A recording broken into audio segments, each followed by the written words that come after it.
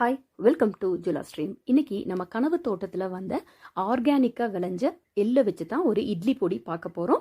உண்மையாகவே அந்த எள்ளை நாங்கள் போட்டு அதுக்கு மருந்து எதுவுமே அடிக்காமல் ஒரு சேலஞ்சிங்காக தாங்க இருந்தது. பட் எங்களுக்கு அதை பற்றின பெரிய அனுபவங்கள் கிடையாது. ஃபஸ்ட் டைம் ட்ரை பண்ணோம், நல்ல ரிசல்ட் கிடைச்சிது. பட் கொஞ்சம் இவ்வளோ வேலை இருக்குமான்னு எங்களுக்கே அப்போ தான் தெரிஞ்சுதுங்க. ரொம்பவே கஷ்டப்பட்டோம் கடைசியாக. ஆனால் அந்த ரிசல்ட்டில் அந்த எள்ளை பார்க்கும்போது உண்மையாகவே ரொம்ப சந்தோஷமாக இருந்ததுங்க. அந்த எள்ளை வச்சு நம்ம இப்போ இட்லி பொடி பண்ணுறது பார்க்கலாம். இதுக்கு நம்ம ஒரு கப்பு கருப்பு எள்ளு எடுத்துக்கிட்டோம்னா ஒரு 10 பூண்டு எடுத்துக்கலாம். அதே கப்பில் ஒரு கப்பு நம்ம கருப்பு உளுந்து எடுத்துக்கலாம். நீங்கள் வேணும்னா கொஞ்சம் வெள்ளை உளுந்தும் போட்டுக்கங்க.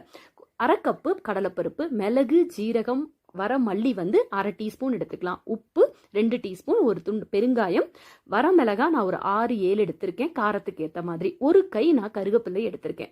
ஒரு டீஸ்பூன் எண்ணெய் விட்டுட்டு பூண்டையும் பெருங்காயத்தையும் ஃபர்ஸ்ட் வறுத்துட்டு அதுக்கப்புறம் இந்த மிளகா கருவேப்பிலையை அதில் சேர்த்துக்கலாம். இது நல்லா ட்ரை ஆயிடணுங்க, நல்ல மொறுமொறுன்னு வந்துடணும். அதுக்கப்புறம் அதை எடுத்துட்டு ஒவ்வொரு பருப்பாக நம்ம வறுத்துக்கலாம். கடலைப்பருப்பை வறுத்து எடுத்துக்கலாம். செவந்ததுக்கு அப்புறம் உளுந்து வறுத்து எடுத்துக்கலாம். நெக்ஸ்ட் நம்ம எள்ளையும் வறுத்து எடுத்துக்கலாம். தனித்தனியாக இதை வறுத்து எடுத்துக்கங்க. எல்லா வயதினருமே இந்த பொடியை வந்து டெய்லி ஒரு ஸ்பூன் சாப்பிட்டாங்கன்னா ரொம்ப நல்லது. அப்புறம் மிளகு, ஜீரகம், அது கூட உப்பையும் நம்ம வறுத்து எடுத்துக்கலாம்.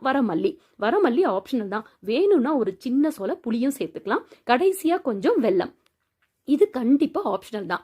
இந்த மாதிரி லைட்டாக கரகரப்பாக அரைச்சதுக்கு அப்புறம் நம்ம கடைசியாக தான் இதில் எள்ளு சேர்க்கணுங்க. ஃபர்ஸ்டே சேர்த்தோம்னா எண்ணெய் மாதிரி பிரிஞ்சு வந்துடும். ஸோ இப்போ எள்ளு போட்டுட்டு உங்களுக்கு நைஸாக வேணும்னா நைஸாக, இல்லை கொஞ்சம் கரகரப்பாக அரைச்சி எடுத்தீங்கன்னா சூப்பரான எள்ளு இட்லி பொடி ரெடிங்க.